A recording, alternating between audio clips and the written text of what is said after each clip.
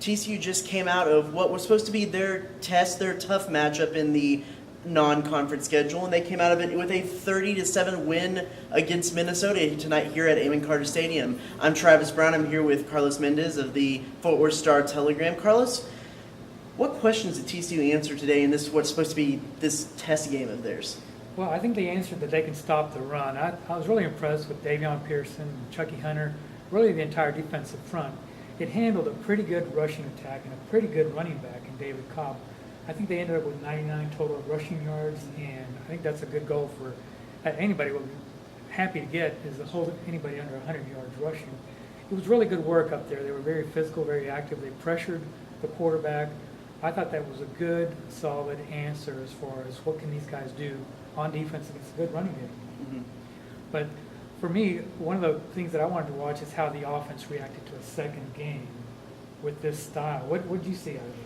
Well, I think that they definitely picked up their pace a little bit. While we thought that, there's definitely not enough time to tweak between plays during that Sanford game, there really wasn't enough time to tweak between plays in this game tonight. I think that at times, though, that caused a little bit of confusion, a little bit of chaos, and I don't know if these players are necessarily completely used to going that fast. There's times they got up and wanted to celebrate and give a first down and stuff like that, and you could see the coaches on the sideline saying, come on, let's get this thing going, let's get back to the line, and then it was just kind of mass chaos. Stuff like that killed a couple drives, I think. But I did like some of the passes I saw out of Trayvon Boykin. He made some touch passes on some fades that he wasn't making the past 2 years. He just needs to get a little bit more mature in some of the ways that he's handling some adversities and being the leader on the field. Yeah, that's a good point you make, because this kind of thing you have to do it the entire game. You have to concentrate the entire game, just making sure that you can keep running play after play after play. If you start thinking about other things, even looking into the crowd, you're going to end up getting lost or behind in this offense. Mm-hmm. But what did Patterson say after the game kind of stood out to you?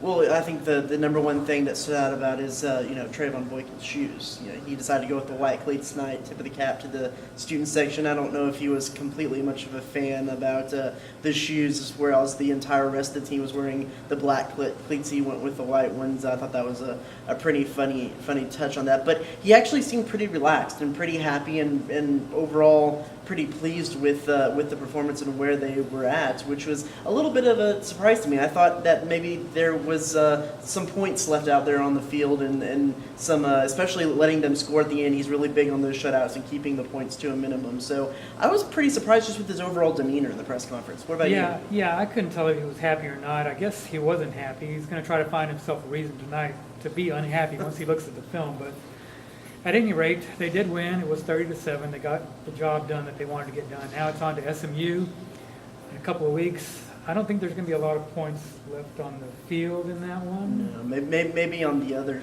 side. That's kind of been the trend of their first two games. But I don't know. We'll have to see about that one and see with a week off how this offense evolves even more. I think the defense, like we said, is pretty stout tonight and might carry that over into SMU.